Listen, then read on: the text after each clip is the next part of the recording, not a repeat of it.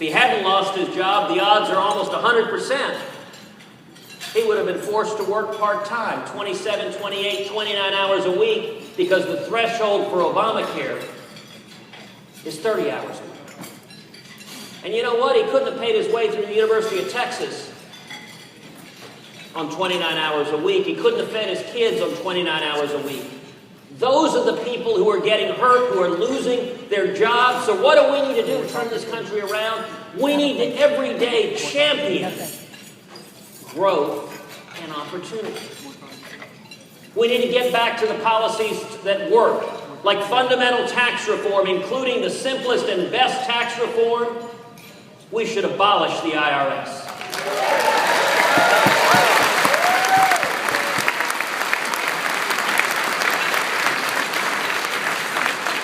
So that every American can pay a simple, flat tax where they fill in their taxes on a postcard and send it in.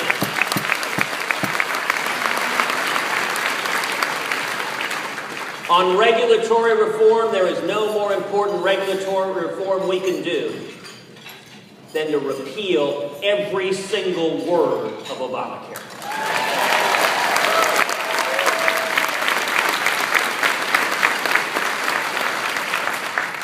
That generates opportunity. That makes it possible for people who are struggling to have a chance at the American dream.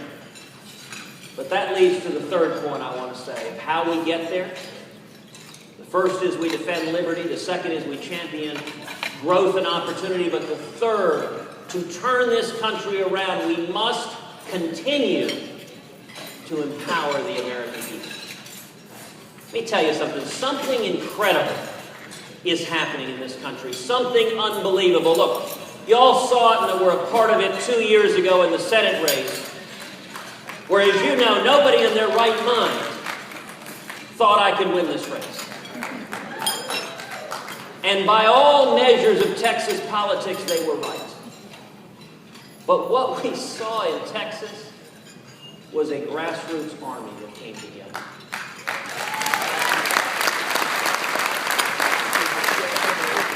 It was a testament to the power of the grassroots. Now, fast forward to last year. The first big fight I was honored to participate in the Senate was standing alongside my friend Senator Rand Paul in his epic filibuster on drones. Now, when that started, most of the senators didn't understand what Rand was doing. They thought it was curious. They thought it was quixotic. And as the day went on, and more people across the country began speaking out saying, defend our constitutional rights, Twitter blew up. As the night went on, you began to see senators, some of whom had gone home, gone to bed, were roused from their bed, came rushing to the Senate floor because their staff had called them and said, I don't know what's happening. They said the Tweety thing is happening. Americans spoke up all over the country for their constitutional liberties. And as a result of that, the next day, President Obama was forced to do what he had refused to do for 3 consecutive weeks, which is admit in writing that the Constitution limits his authority to target U.S. citizens. I got to tell you, that astonished Washington. That was not the way decision-making is made in Washington. Washington is used to a smoke-filled room with a handful of lobbyists cutting a deal and being done with it. Suddenly, the people were speaking up, and speaking up in incredible numbers. A couple of months later, we saw the battle over guns. We're following the tragic shooting in Newtown, Connecticut. President Obama came out. He didn't come out as he should have said, and said, we're going to target violent criminals. We're going to come down on violent criminals like a ton of bricks. Instead, he unfortunately used it as an opportunity to try to restrict the Second Amendment rights of law-abiding citizens. And I got to tell you, in Washington, the conventional wisdom was this was unstoppable.